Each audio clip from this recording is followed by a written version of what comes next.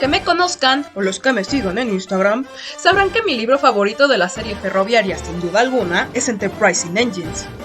Y si bien es un poco difícil debatirse en elegir un favorito, teniendo historias tan hermosas e ingeniosas como es característico de todos los libros de la serie, su 23ª entrega tiene algo que la vuelve única y me encanta.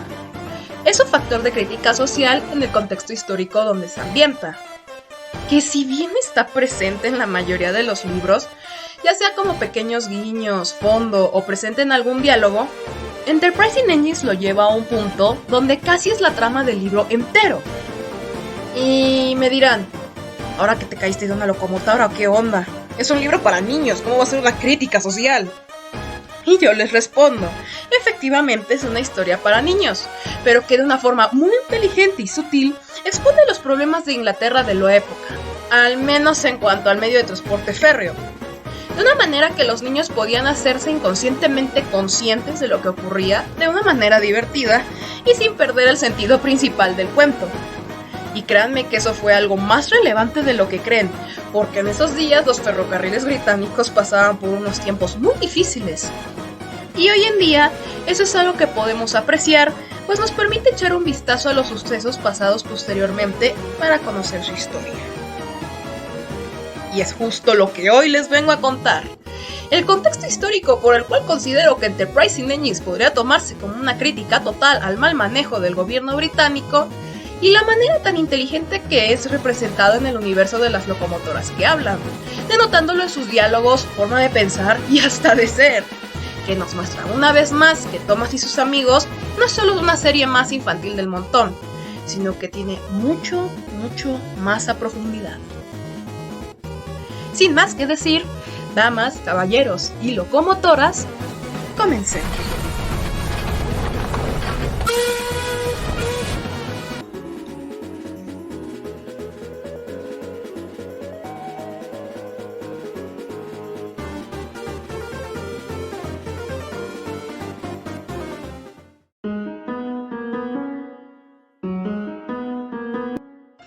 Ok, primero que nada tenemos que saber de qué año es el libro. Esto es importante para tener una idea del panorama donde nos encontramos y luego ya ir sacando los hechos históricos y ahora sí poder apreciar cómo son representados en el libro. Vamos por partes. Enterprising Engines fue publicado por primera vez en 1968. Un año caótico no solo para Inglaterra, sino para el mundo entero. Pues con sucesos como las protestas estudiantiles, los movimientos de los derechos humanos y la Vietnam, entre muchas otras cosas, claro está que nuestra perspectiva es algo compleja y movida. Sin embargo, lo que nos interesa es Inglaterra, pues después de todo es donde se ambienta nuestro libro. Unos años atrás tuvimos uno de los planes que más impacto tuvo en los ferrocarriles de Gran Bretaña. Hablo nada más y nada menos que el de modernización y reequipamiento, en el cual ya hablé anteriormente en otro video, el cual recomiendo ver antes para comprender mejor el tema.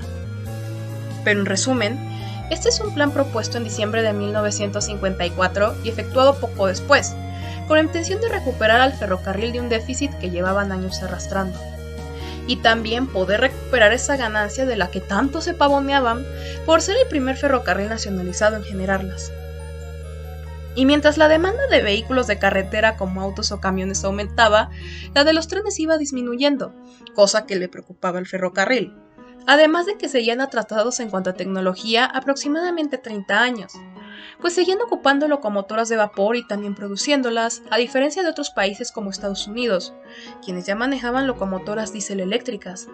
Y como consecuencia de todos estos problemas, no podían ofrecer la seguridad económica a sus trabajadores, a diferencia de otros trabajos del momento, armando revueltas y huelgas que duraron hasta 14 días.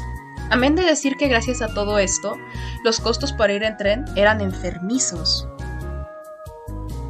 El plan pretendía de una manera muy optimista recuperarse de todo esto para 1962, pero entre que desmantelaron locomotoras de vapor a lo tonto, solo para sacarles dinero a los chatarreros, aprovechando que seguían siendo de su propiedad, que se construyeron los patios de mercancías cuando se suponía que esto era exactamente lo que no se iba a hacer, dejándolos baldíos al año o máximo 2.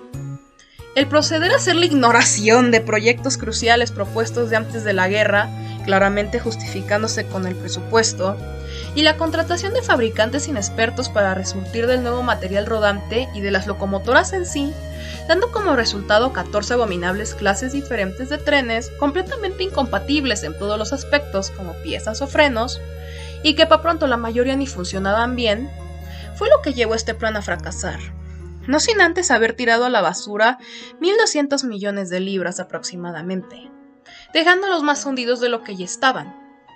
Y bueno, ¿y como para qué les estoy contando todo esto? Porque verán, como consecuencia directa de lo del plan, lo que sería técnicamente su prólogo, está otro suceso sumamente importante y desastroso para los ferrocarriles británicos, y este es conocido popularmente como el hacha de Beeching.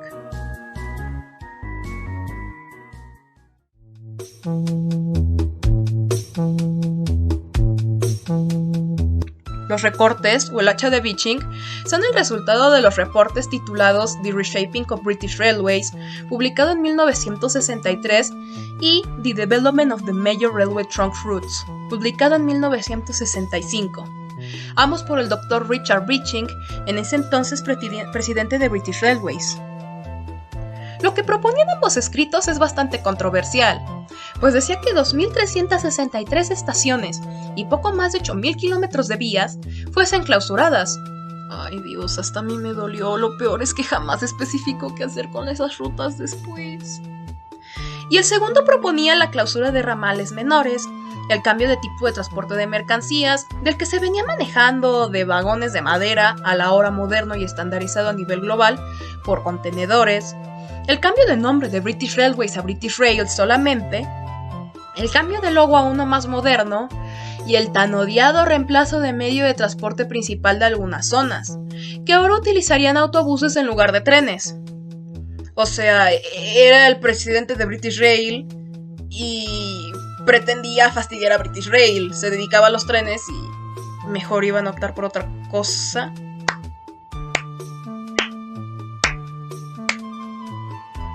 En fin, la mayoría de estas tonterías que siguen teniendo repercusiones hasta nuestros días son la culpa de alguien más aparte que de Beeching.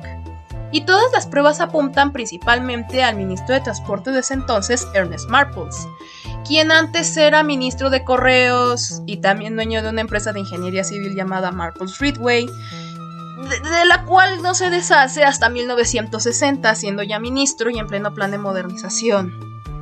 Ay, Dios. También encargado del puente londinense Hammersmith, y como si no fuera suficiente, también le pertenecía a una carretera importantísima llamada M1, la cual conecta la capital, Londres, con Leeds pasando por Sheffield. Les dejo un mapa en pantalla.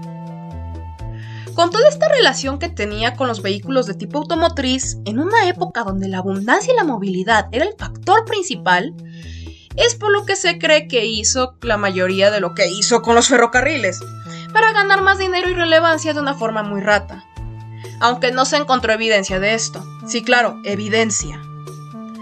Este fulano fue quien funda el Consejo de British Rail y puso a Beeching en su cargo en primer lugar, aunque originalmente deseaba poner a cargo a Sir Edward Smith, un ingeniero retirado que había trabajado para la Imperial Chemistry Industry, o ICI para abreviar. Este rechaza la oferta, pero recomienda al físico Beeching, quien también sirvió ahí, y a pesar de no tener la más mínima experiencia en transportes o la más pálida idea de lo que son los ferrocarriles, definitivamente era el indicado para el trabajo y por eso le dan dicho cargo. A Beeching se le criticó un montón, no tan solo por dejar zonas baldías y otras sin transporte alguno, principalmente rurales y turísticas, porque sí, sus autobuses eran más ineficientes que nada y aparte eran carísimos, sino también porque al señorito le pagaban lo mismo que ganaba en ICI, que no hubiera sido ningún problema si no ganara 14,000 libras más de lo que su puesto originalmente ofrecía. Volviendo a lo demás. Él hizo lo que se le pidió, y es lo que tengo entendido, porque desde el plan de modernización estaba estipulado que según se cerrarían líneas innecesarias, pero ahorrar aproximadamente 14 millones de libras al año y poderse adaptar a las necesidades actuales. El problema es que nunca especifica nada. Aunado al hecho de que en la Cámara de los Comunes Los conservadores aplaudían como monos a todas las tarugadas que Marbles dijera, porque eran una mayoría. No ayudaba en mucho. Y de todo esto que les estoy platicando exactamente eran conscientes los británicos, quienes estaban viendo las fuertes repercusiones y marcas que estaban teniendo estas decisiones tan mal hechas. Y ya fuesen ciudadanos solamente o gente de ferrocarril, estaban hartos del que el sistema fuese tan eficiente, pues a las zonas turísticas les hacía perder mucho dinero. A la gente no dejaban alternativa para moverse a menos que quisieran irse en un servicio de buses carísimo y basura. Y a los entusiastas de ferrocarril les estaban arrebatando una parte de su historia. Todo esto estuvo presente en el 68, pues fue cuando las consecuencias de todos estos reportes finalmente se vieron reflejadas. Entonces, en esta época tan crítica para Inglaterra, al menos en lo que a transporte se refiere, que Enterprising Engines haya sido publicada era una crítica bastante fuerte. Y antes de terminar con todo este contexto, que era importante para entender qué onda con el libro, quiero aclarar que el hacha de Beeching y el plan de modernización no son cosas aparte. Son sucesos completamente relacionados uno del otro y también consecuencia de los mismos.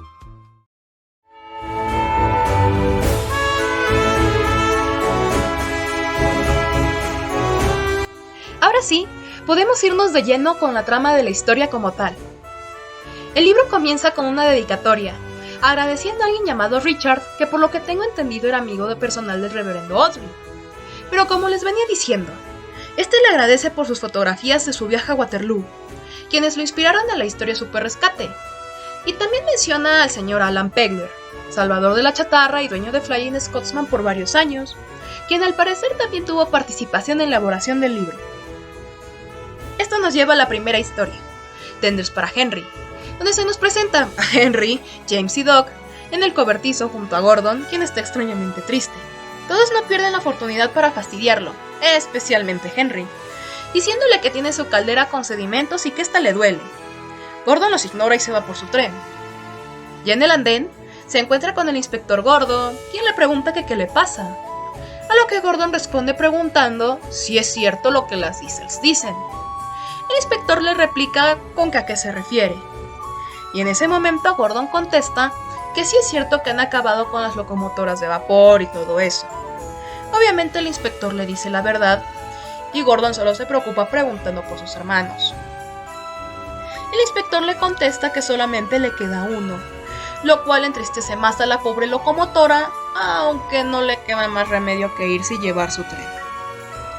El inspector Gordo, bien buena gente, quiere animarlo, así que aunque toma un tiempo, consigue contactar al dueño de Flying Scotsman para que visite la isla.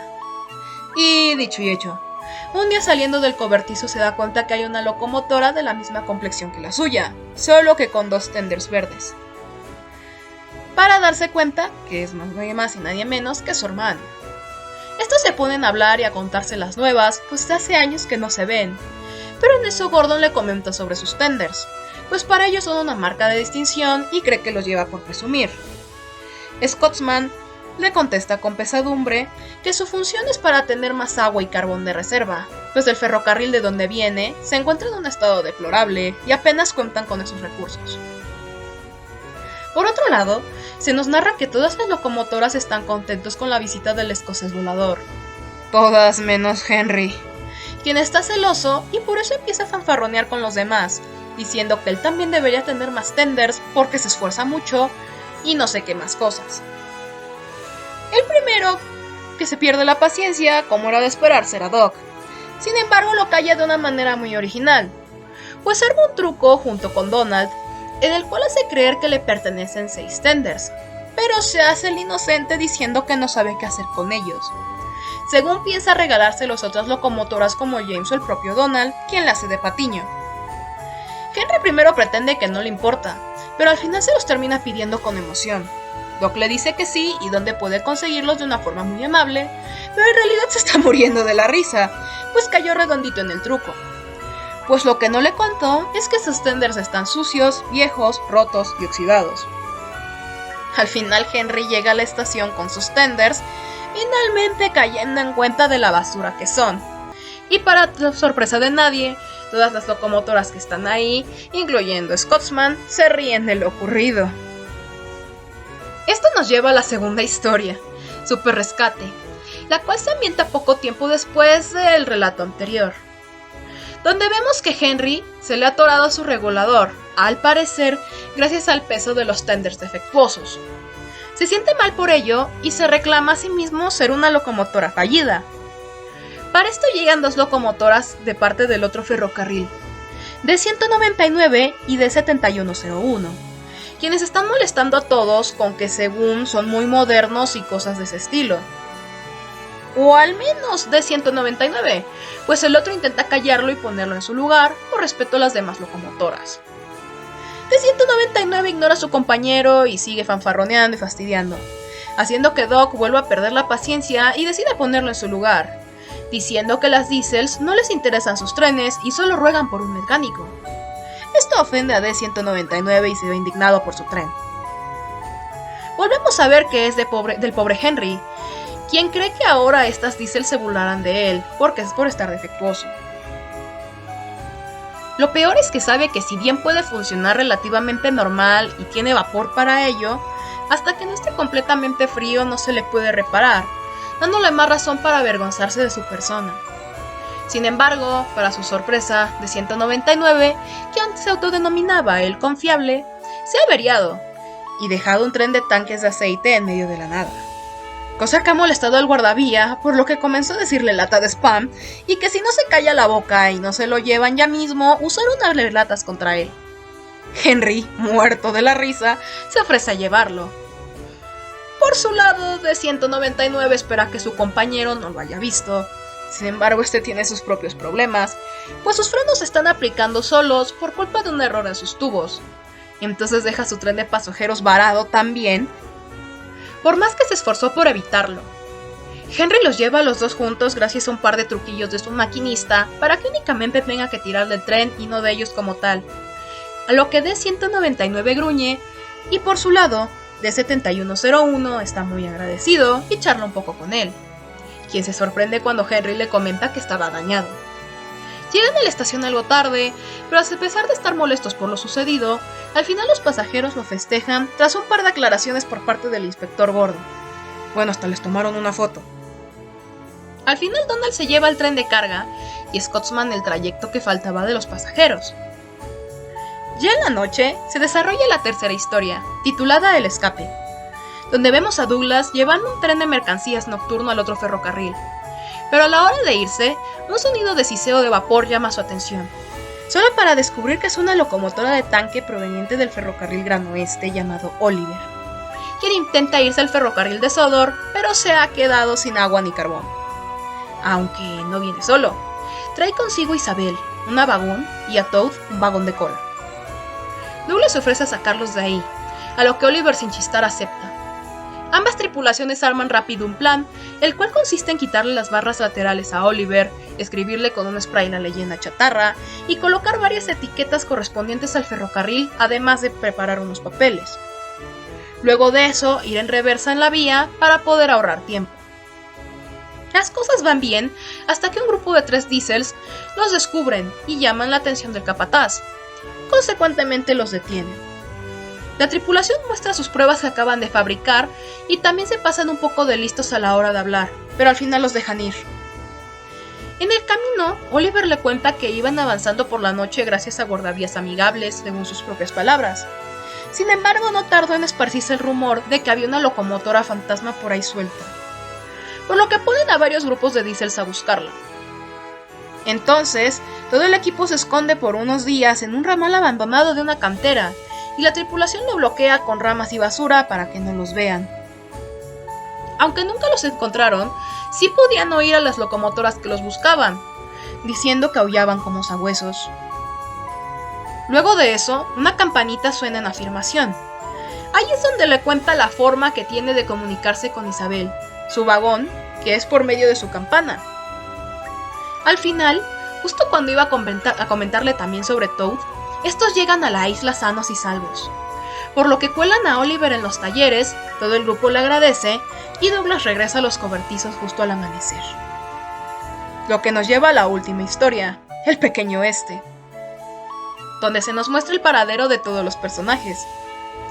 Douglas, Al llegar al cobertizo, les cuenta a todas las locomotoras lo que pasó.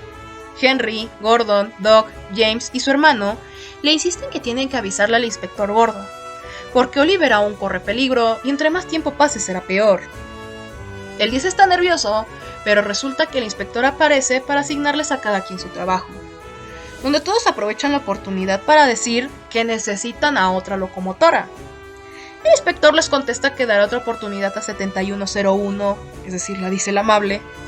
Sin embargo, las locomotoras le dicen que quieren a otra de vapor, evidentemente refiriéndose a Oliver de forma política. El inspector les comenta que en esos momentos es casi imposible conseguir uno. Entonces, Douglas se arma de valor para directamente comentar lo de la locomotora que rescató, que para su buena suerte, el inspector de alguna manera ya estaba enterado de lo que había ocurrido, y le anuncia que ya está en reparación, que ya ha arreglado los papeles para que se quede, y felicita a Douglas por su actuar, quien le responde de manera modesta. En cuanto a Oliver, es regresado a los colores que tenía en su antiguo ferrocarril, al igual que los ambos vagones que lo acompañaban. Es puesto a trabajar en el ramal de la costa, que ahora es liderado por Doc, que de cariño al lugar le han empezado a llamar el Pequeño Oeste. El inspector consigue rescatar a 3 vagones más, llamados Alice, Maribel y Dulcie, provenientes del mismo lugar, quienes son entregados a Oliver y Doc. Mientras tanto, Toad por su parte pide ser vagón de cola de Douglas. 7101 se queda en la isla, se le da nueva pintura y el nombre de Bear, por el sonido de su motor. El nombre le encanta, por cierto, pues ya no es más un número. Y en cuanto a Flying Scotsman, él tiene que volver a su ferrocarril, pero no sin antes despedirse de todos. Y tras un discurso del inspector, diciendo que ellos siempre estarán abiertos a quien quiera dar un paseo en las verdaderas locomotoras, el libro concluye.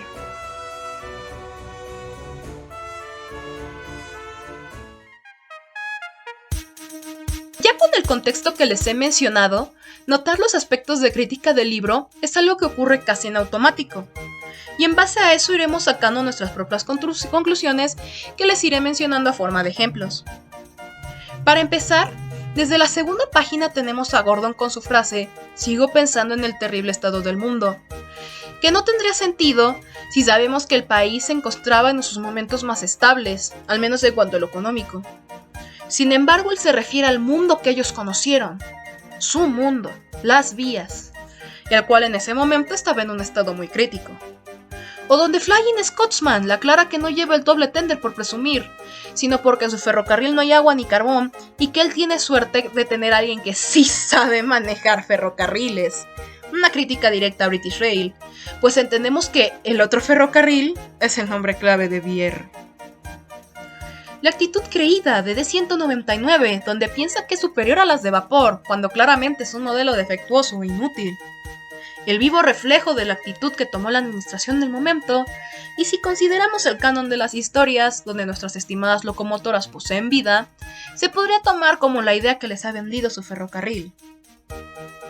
Sin embargo, 7101 se podría considerar como la representación de las personas que eran conscientes de todo este problema. Otra cosa que no está ahí al azar es el hecho de que no dejaran que Oliver se fuera, hasta cuando piensan que han pagado por él. Porque sí, eso querían decir sus etiquetas y permisos, que habían pagado a su ferrocarril por precio de chatarra, y no querían dejarlo ir para evitar que les cobraran. Dejando claro que todo es manejado por conveniencia. Todos estos aspectos están ahí con un porqué, y solo nos confirman lo bien pensado que está este libro y la fuerte crítica que contiene detrás de tus historias, capaz de contarnos la ineptitud de la administración del momento y los estragos que esto provocaba.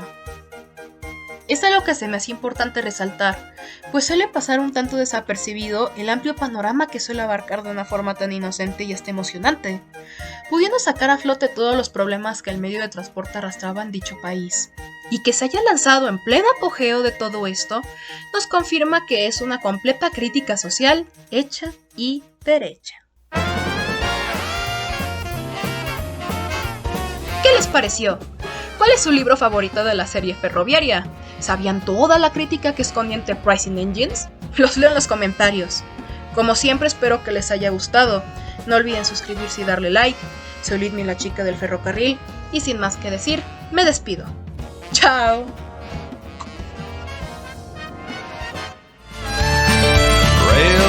machine, fire, smoke, and steam. New York Central, ghosts of the railroad.